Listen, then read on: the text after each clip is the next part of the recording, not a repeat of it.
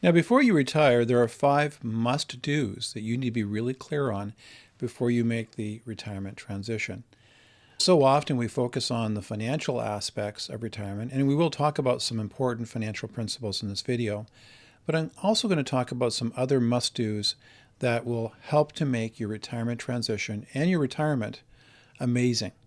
So let's get into it. By the way, if we haven't met before, my name is Shaun Humphries with Humphries Wealth Group, and our team has been working over the last 30 years helping hundreds of families successfully transition into retirement.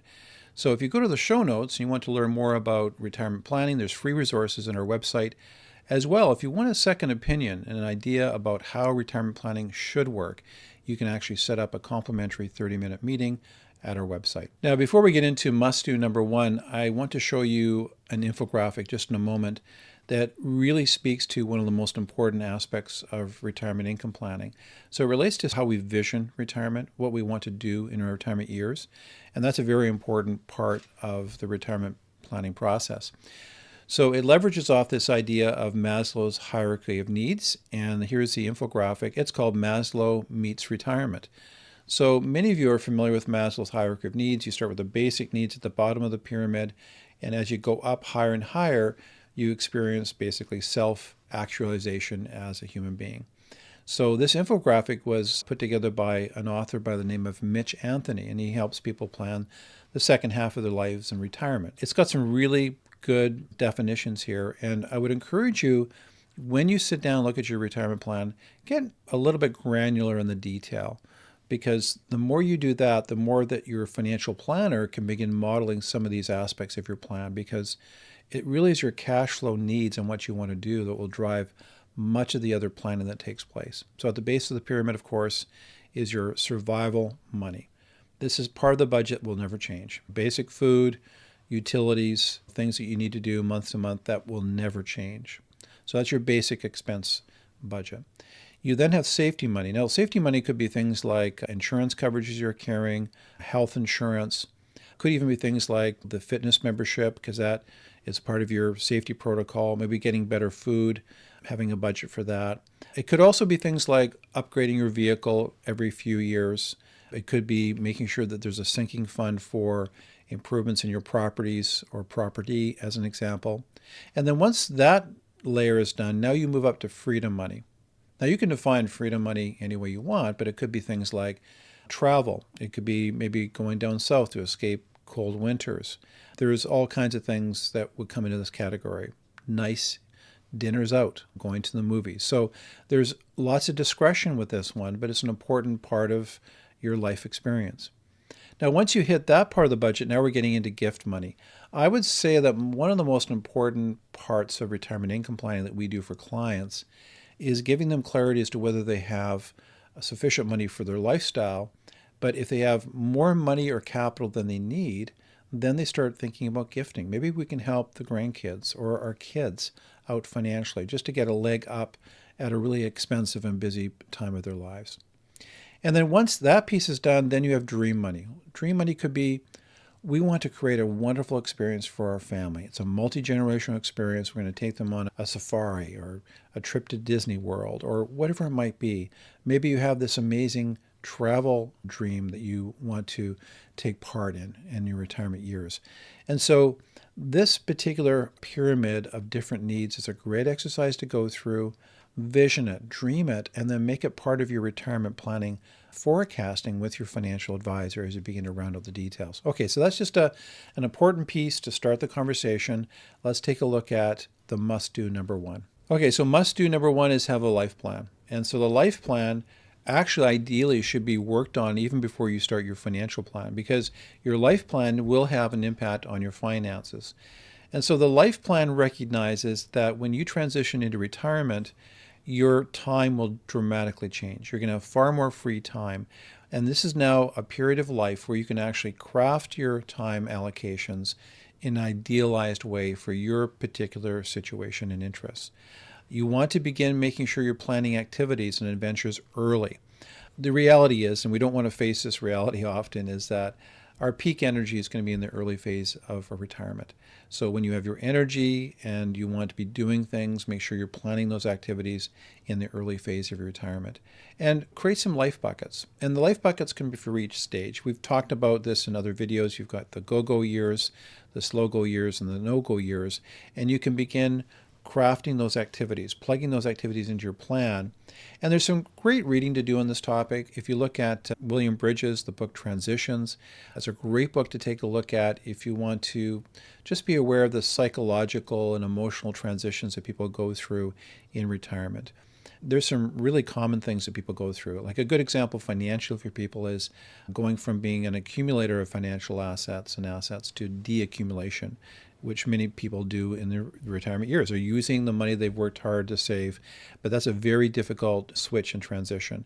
Even something like how they handle a cash flow or budgeting, going from a situation where maybe people are getting a regular paycheck, it gets put into their bank account, and now they have to create their own paycheck, and that's a little bit destabilizing. And as well, we put together a video a while ago that we called Retirement Goals Beyond Money. And attached to that video is a free workbook where you can just download the workbook, and it goes through your schedule and different activities, and it helps you to really plan out in your mind in a very practical way what your life plan would look like. And if you'd like to take a look at that particular YouTube video, there's a link in the show notes, so you can just get right to it, grab the workbook, and start going through the exercise.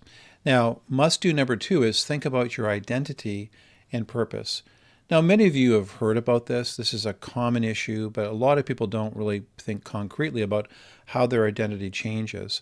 So your work identity can overshadow your personal identity. Work just, for many people, just crowds out a lot of their life. You're plugging in maybe some of your hobbies or interests if you have time, but most of your day, your week, your year is caught up with what you're doing through work.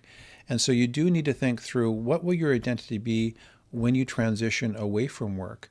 What will your interests be? How will you get a sense of meaning? What are those activities that will bring you a sense of meaning?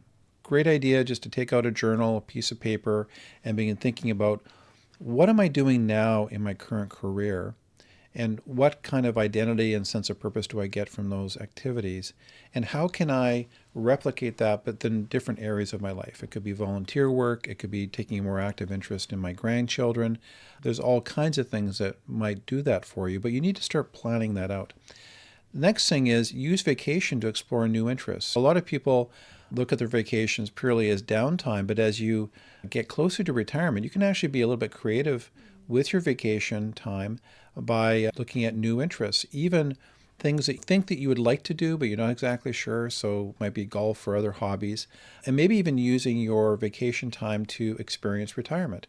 What about using 2 weeks vacation to wake up, schedule your time, do the things you think you might be doing through your retirement years? And that could be a really eye-opening experience. It may be taking vacations to places you think you might move to if you're thinking about moving when you retire.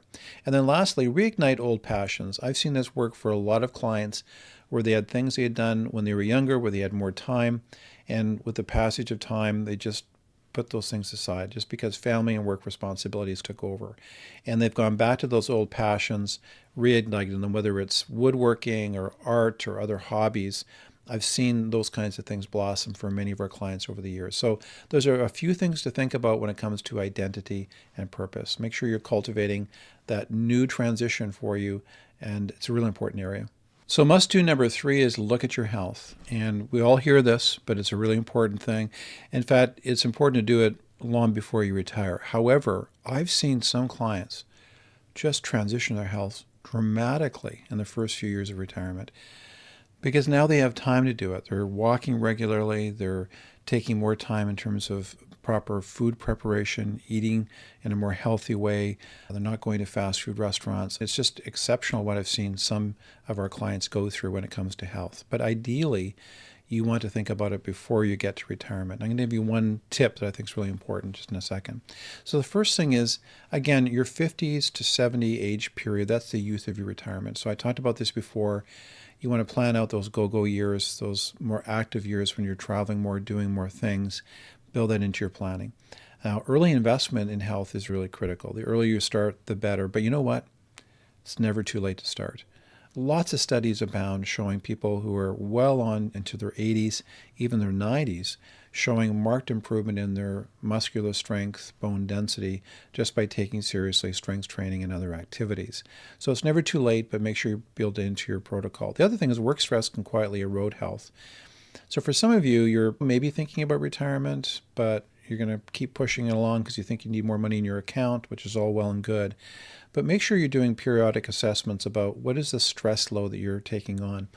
I've seen a few clients really renegotiate their work in a pretty healthy, amazing way. Some of you may have flexibility in your careers or work where you can step back a little bit, have shorter work weeks, take some extra time off in the winter or in the summers to look after yourself. And what it's done for those clients, because they really love what they do, it's extended their career. They're not working as much, they're being much more attentive to stress, and now they get the best of both worlds. They're doing their career and still contributing in a way that really builds them up, and they feel useful and making contributions, while at the same time reorganize their schedule to promote health. And then be honest about job-related stress, like I said. That's a really important piece. So let me share with you a couple of great resources in this particular topic. One is the book Outlive by Peter Attia, MD. So Peter Attia wrote this book. It's really on longevity. That's the space that he specializes in. But in that book, he talks about how he walks his clients through a bit of a thought experiment. So let's say you're 55 or 60, and he says to his client, what do you want to be able to do physically, as an example, when you're 85 or 90? And some of the things that come up are interesting. I want to be able to pick up my grandchild and lift my grandchild up in the air. I want to be able to be on the floor playing with my grandchildren and be able to get up off the floor on my own without needing any assistance. I want to be at the airport, and if I'm running late and I have to rush to the gate, that I can do that with no problem at all. I want to be able to walk onto the plane with my carry-on and be able to lift my carry-on above my head into the storage compartment. Those are all great things, right? And you see a lot of people at much younger ages not able to get up off the floor on their own, not able to pick up their grandchild. So what Peter does is he walks them backwards and says, this is what level of strength you need today at 55. So by the time you hit age 85 or 90, you will be able to do those things. He calls it the Longevity Olympics as an example. So that's the first resource. There'll be a link in the show notes, so you can just click that to get to the book. The other resource, which I highly recommend, is to get a DEXA scan. So the DEXA scan scans your body and gives various outputs. Chief among them would be your bone density and your muscle density and how much percentage body fat that you have. That's really important information to have, and particularly as you age, what often happens for people is they lose lean muscle mass and bone density, and that sets you up for all kinds of really negative downstream effects. So whatever state of health you are in those areas right now, it is what it is. But you can use the DEXA scan to give you a benchmarking of where you are and then work with a healthcare professional to improve in areas where you need to improve. It is very difficult to build up lean muscle mass at older ages once you lose it, but it can be done. So you can build up some lean muscle mass and strength, and by working out regularly, you can also maintain the lean muscle mass at a better rate than if you didn't do any working out. And of course, bone density, really important. So there's protocols you can do to stem the deterioration of those two areas, muscle mass and bone density. And it's a really important area to look at your longevity and your overall retirement and being active and mobile through retirement years. Must do number 4, don't neglect relationships. Again, it's a really important part of retirement happiness. So strong relationships equal a happier retirement. Now, some of you, this comes naturally. And for others of you, you have to work a little bit at it. So isolation does lead to dissatisfaction. Even for extroverts, they do need a little bit of social contact. So my recommendation for you on this, again, just do a self-assessment. Are most of your relationships in a work context? If they are, you need to begin diversifying your relationship buckets. It's just an important thing to do. So what are activities that will get you out into a new set of social contacts to begin building those relationships?